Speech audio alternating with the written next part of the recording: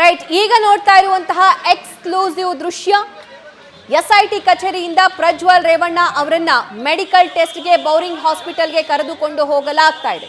SIT ಅಧಿಕಾರಿಗಳ team ಮಧ್ಯರಾತ್ರಿ 2:08 ಸುಮಾರಿಗೆ ಎಸ್ಐಟಿ ಕಚೇರಿಗೆ ಅವರನ್ನ ಕರ್ಕೊಂಡು ಬಂತು. ಸೊ ಅದಾದ ನಂತರ ಇಷ್ಟೊತ್ತು ಅವರ ಇನ್ವೆಸ್ಟಿಗೇಷನ್, ಪ್ರೈಮರಿ ಇನ್ವೆಸ್ಟಿಗೇಷನ್ ಆಗಿದೆ. ರಾತ್ರಿ ಅವರು ರೆಸ್ಟ್ ಮಾಡಿದ್ದಾರೆ. ಬೆಳಗ್ಗೆ ಈಗ ಸಮಯ ಮಧ್ಯಾಹ್ನ 12:46. ಈಗ ಎಸ್ಐಟಿ ಕಚೇರಿಯಿಂದ ಬೌರಿಂಗ್ ಹಾಸ್ಪಿಟಲ್ಗೆ ಪ್ರಜ್ವಲ್ ರೇವಣ್ಣ ಅವರನ್ನ ಕರೆದುಕೊಂಡು ಹೋಗಲಾಗ್ತಾ ಇರುವಂತಹ ವಿಜುವಲ್ಸ್ ಅನ್ನ ಗಮನಿಸ್ತಾ ಇದ್ದೀರಾ. ಅಲ್ಲಿ ಅವರ BP ಚೆಕ್ ಮಾಡಲಾಗುತ್ತೆ, ಶುಗರ್ ಚೆಕ್ ಮಾಡಲಾಗುತ್ತೆ, ನಾರ್ಮಲ್ ಟೆಸ್ಟ್ಗಳನ್ನ ಎಲ್ಲ ಮಾಡಲಾಗುತ್ತೆ, ECG ಮಾಡಲಾಗುತ್ತೆ, ಟೆಂಪ್ರೇಚರ್ ಚೆಕ್ ಮಾಡ್ತಾರೆ. ಅದಾದ ಬಳಿಕ ಅವರಿಗೆ ನ್ಯಾಯಾಧೀಶರ ಮುಂದೆ ಪ್ರೊಡ್ಯೂಸ್ ಮಾಡುವಂತಹ ಕೆಲಸ ಎಸ್ಐಟಿ ಅಧಿಕಾರಿಗಳು ಮಾಡ್ತಾರೆ. ನಂತರ 14 ದಿನ ತಮ್ಮ ಕಸ್ಟಡಿಗೆ ಕೇಳಲಿದ್ದಾರೆ. ಆದರೆ ಜುಡಿಷಿಯಲ್ ಕಸ್ಟಡಿನಾ ಅಥವಾ ಎಸ್ಐಟಿ ಕಸ್ಟಡಿನಾ ಅನ್ನೋದು ನ್ಯಾಯಾಧೀಶರ ವಿವೇಚನೆಗೆ ಬಿಟ್ಟಿದ್ದು ಮತ್ತು ಕೇಸ್ನ ತೀವ್ರತೆ, ಗಾಂಭೀರ್ಯತೆ ಅತಿ ಹೆಚ್ಚಿರೋದ್ರಿಂದ ಎಸ್ಐಟಿ ಕಸ್ಟಡಿಗೆ ನೀಡುವಂತಹ ಸಾಧ್ಯತೆಗಳು ಕೂಡ ಹೆಚ್ಚಿವೆ. ಸೊ 34 ದಿನಗಳ ನಂತರ, 1 ತಿಂಗಳ ಕಣ್ಣಾಮುಚ್ಚಾಲಿಯ ನಂತರ ಪ್ರಜ್ವಲ್ ರೇವಣ್ಣ ಅವರು ಮಧ್ಯರಾತ್ರಿ 12:45ಗೆ ಬೆಂಗಳೂರಿನ ಅಂತಾರಾಷ್ಟ್ರೀಯ ಏರ್ಪೋರ್ಟ್ಗೆ ಬಂದಿಳಿತಾರೆ. ಬಂದ ತಕ್ಷಣ ಏರ್ಪೋರ್ಟ್ನಲ್ಲಿ ಅವರನ್ನ ಅರೆಸ್ಟ್ ಮಾಡುವಂತಹ ಪ್ರಕ್ರಿಯೆ ಕೂಡ ಆಗುತ್ತೆ. ಅಲ್ಲಿ ಬೇಸಿಕ್ ಮೆಡಿಕಲ್ ಟೆಸ್ಟ್ಗಳಿಗೂ ಕೂಡ ಅವ್ರನ್ನ ಒಳಪಡಿಸ್ತಾರೆ. ಇಮಿಗ್ರೇಷನ್ನ ಮುಗಿಸ್ಕೊಳ್ತಾರೆ. ಇಮಿಗ್ರೇಷನ್ ಮುಗಿಸಿದ ಇಮಿಡಿಯೇಟ್ಲಿ ಅಲ್ಲಿ ಮಹಿಳಾ ಅಧಿಕಾರಿಗಳು ಅವ್ರನ್ನ ಅರೆಸ್ಟ್ ಮಾಡಿಕೊಂಡು ತಮ್ಮ ಜೀಪ್ನಲ್ಲಿ ಏರ್ಪೋರ್ಟ್ನಿಂದ ಎಸ್ಐಟಿ ಕಚೇರಿಗೆ ಕರೆತರ್ತಾರೆ. ಮಧ್ಯರಾತ್ರಿ 2:08 ಸರಿಯಾಗಿ ಎಸ್ಐಟಿ ಕಚೇರಿಯನ್ನ ಪ್ರಜ್ವಲ್ ರೇವಣ್ಣ ರೀಚ್ ಮಾಡ್ತಾರೆ. ಅದಾದ ನಂತರ ಬೆಳಗಿನವರೆಗೂ ಅವ್ರನ್ನ ರೆಸ್ಟ್ ಮಾಡುವಂತಹ ಸಮಯ ನೀಡಿರ್ತಾರೆ ಎಸ್ಐಟಿ ಅಧಿಕಾರಿಗಳು. ಸೊ 11 ಗಂಟೆಯ ನಂತರ ಅವರ ಪ್ರೈಮರಿ ಇನ್ವೆಸ್ಟಿಗೇಷನ್ ಅನ್ನು ಕೂಡ ಎಸ್ಐಟಿ ಅಧಿಕಾರಿಗಳು ಶುರು ಮಾಡ್ತಾರೆ. ಹೊಳೆನರಸೀಪುರ ಕೇಸ್ಗೆ ಸಂಬಂಧಪಟ್ಟಂತೆ ಅವ್ರನ್ನ ಅರೆಸ್ಟ್ ಮಾಡಿದ್ದು ಅಂತ ಹೇಳಿ ವಕೀಲ ಅರುಣ್ ಅವರು ಕೂಡ ಮಾಹಿತಿಯನ್ನ ನೀಡ್ತಾ ಇದ್ರು. ಆದ್ರೆ ಈಗ ಪ್ರಜ್ವಲ್ ರೇವಣ್ಣ ಅವರನ್ನ ಮೆಡಿಕಲ್ ಟೆಸ್ಟ್ಗೆ ಬೌರಿಂಗ್ ಹಾಸ್ಪಿಟಲ್ ಕರ್ಕೊಂಡು ಹೋಗ್ತಾ ಇದ್ದಾರೆ.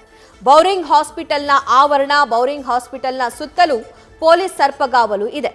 ಪ್ರಜ್ವಲ್ ರೇವಣ್ಣ ಅವ್ರನ್ನ ಕರೆದುಕೊಂಡು ಹೋದಂತಹ ಸಂದರ್ಭದಲ್ಲಿ ಇವರ ಬೆಂಬಲಿಗರಾಗಿರಬಹುದು ಅಥವಾ ಇವರ ವಿರೋಧಿಗಳಾಗಿರಬಹುದು ಅಲ್ಲಿ ಬಂದು ಪ್ರೊಟೆಸ್ಟ್ ಮಾಡಕೂಡದು ಅನ್ನುವಂಥ ನಿಟ್ಟಿನಲ್ಲಿ ಎಲ್ಲ ಬಿಗಿ ಭದ್ರತೆಯನ್ನು ಕೈಗೊಳ್ಳಲಾಗಿದೆ. ಸುಮಾರು 20ರಿಂದ 25 ನಿಮಿಷದ ಪ್ರೊಸೀಜರ್ ಅದು.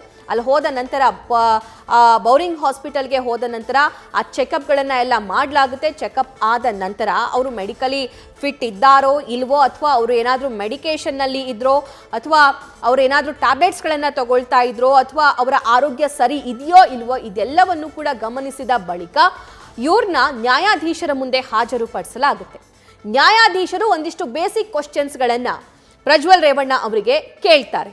ಅದಾದ ನಂತರ ಎಸ್ಐಟಿ ಅಧಿಕಾರಿಗಳು 14 ದಿನಗಳ ಕಾಲ, ಮ್ಯಾಕ್ಸಿಮಮ್ ಅಂದರೆ 14 ದಿನಗಳ ಕಾಲ ಕಸ್ಟಡಿಗೆ ಕೇಳುವಂತಹ ಪ್ರೊಸೀಜರ್ ಇರುತ್ತೆ. ಕಸ್ಟಡಿಗೆ ಕೇಳ್ತಾರೆ. ಆದರೆ 14 ದಿನ ಕಸ್ಟಡಿಗೆ ನೀಡ್ತಾರೋ, 9 ದಿನ ಕೊಡ್ತಾರೋ, 5 ದಿನ ಕೊಡ್ತಾರೋ, 4 ದಿನ ಕೊಡ್ತಾರೋ ಅನ್ನೋದು ಕೂಡ ಸದ್ಯಕ್ಕಿರುವಂತಹ ಕುತೂಹಲ.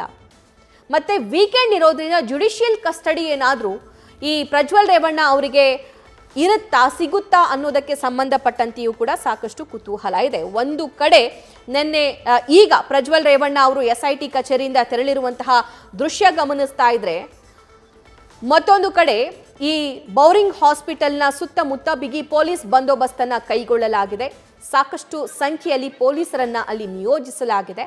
ಅವರ ಮೆಡಿಕಲ್ ಟೆಸ್ಟಿಗಾಗಿರಬಹುದು ಅಥವಾ ಎಸ್ಐಟಿ ಅಧಿಕಾರಿಗಳ ಆಗಮನಕ್ಕಾಗಿರಬಹುದು ಅಥವಾ ನಿರ್ಗಮನಕ್ಕಾಗಿರಬಹುದು ಯಾವುದೇ ರೀತಿಯಾಗಿರುವಂಥ ಪ್ರಾಬ್ಲಮ್ ಆಗೋದು ಬೇಡ ಅನ್ನುವಂಥ ನಿಟ್ಟಿನಲ್ಲಿ ಸೊ ಅಲ್ಲಿ ಹೆಚ್ಚಿನ ಪೊಲೀಸ್ ಬಿಗಿ ಭದ್ರತೆಯನ್ನು ಕೈಗೊಳ್ಳಲಾಗಿದೆ.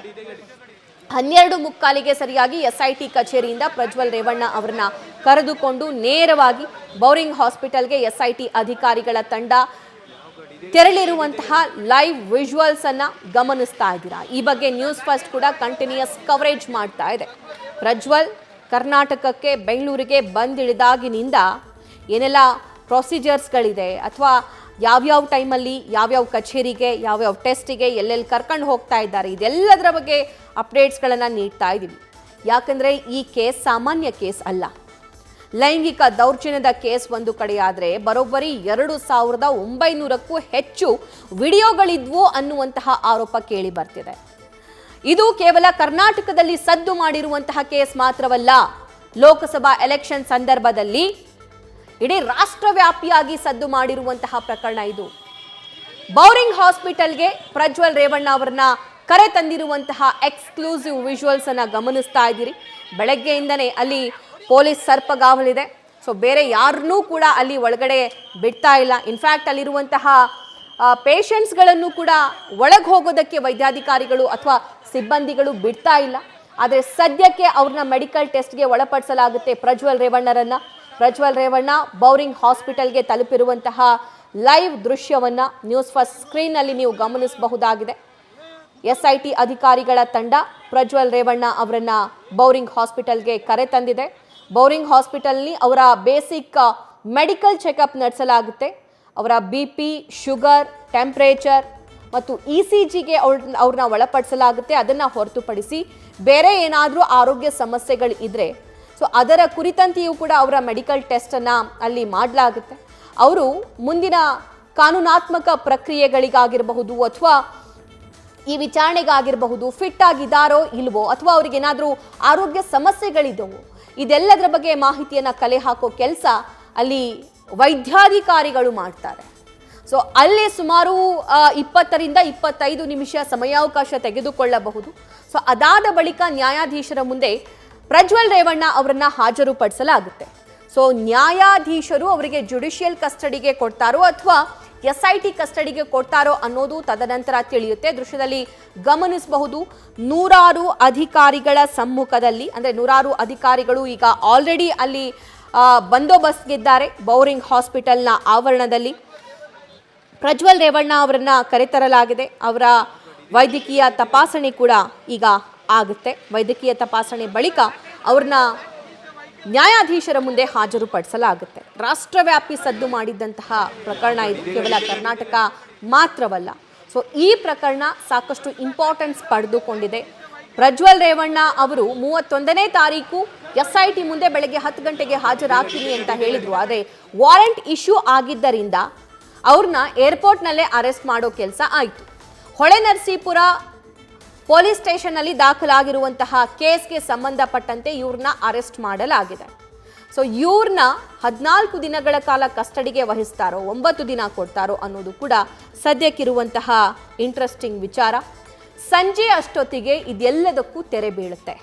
ಪ್ರಜ್ವಲ್ ರೇವಣ್ಣ SIT ಕಸ್ಟಡಿಗೋ ಅಥವಾ ಜುಡಿಷಿಯಲ್ ಕಸ್ಟಡಿಗೋ ಅನ್ನುವಂತಹ ಪ್ರಶ್ನೆಗೆ ಉತ್ತರ ಲಭ್ಯ ಆಗುತ್ತೆ. ಸೊ ಇಲ್ಲೂ ಕೂಡ ಗಮನಿಸಬಹುದು, ಮಹಿಳಾ ಅಧಿಕಾರಿಗಳು ಪ್ರಜ್ವಲ್ ರೇವಣ್ಣ ಅವರನ್ನ ಈ ಬೌರಿಂಗ್ ಹಾಸ್ಪಿಟಲ್ಗೆ ಕರೆ ತಂದಿದ್ದಾರೆ.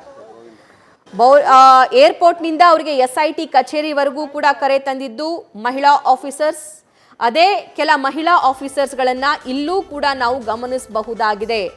ಈ ಮೂಲಕ ಸಮಾಜಕ್ಕೆ ಸ್ಪೆಷಲಿ ಹಾಸನಕ್ಕೆ ಸ್ಪೆಷಲಿ ನೊಂದವರು ಏನಾದರೂ ಇದ್ರೆ ಅವರಿಗೆ ಮೆಸೇಜ್ ಕಳುಹಿಸುವಂತಹ ಕೆಲಸ SIT ಅಧಿಕಾರಿಗಳಿಂದ ಆಗ್ತಾ ಇದೆ. ನಿಮ್ಗೇನಾದರೂ ತೊಂದರೆ ಆದರೆ, ನಿಮ್ಮ ಮೇಲೆ ಏನಾದರೂ ದೌರ್ಜನ್ಯ ಆದರೆ ಧೈರ್ಯವಾಗಿ ಮುಂದೆ ಬನ್ನಿ, ನೀವು ಕಂಪ್ಲೇಂಟ್ ಕೊಡಬಹುದು, ನಾವು ನಿಮ್ಮ ಜೊತೆ ಇದ್ದೀವಿ ಅನ್ನುವಂತಹ ಮೆಸೇಜ್ ರವಾನೆ ಮಾಡೋ ಕೆಲಸ SIT ಅಧಿಕಾರಿಗಳಿಂದ ಆಗ್ತಿದೆ. SIT ಕಚೇರಿಯಿಂದ ಬೌರಿಂಗ್ ಹಾಸ್ಪಿಟಲ್ಗೆ ಆಲ್ರೆಡಿ ತಲುಪಿದ್ದಾರೆ ಪ್ರಜ್ವಲ್ ರೇವಣ್ಣ. ದೃಶ್ಯದಲ್ಲಿ ಗಮನಿಸಬಹುದು, ಅವರ ಮೆಡಿಕಲ್ ಚೆಕಪ್ ಕೂಡ ಶುರುವಾಗಿದೆ.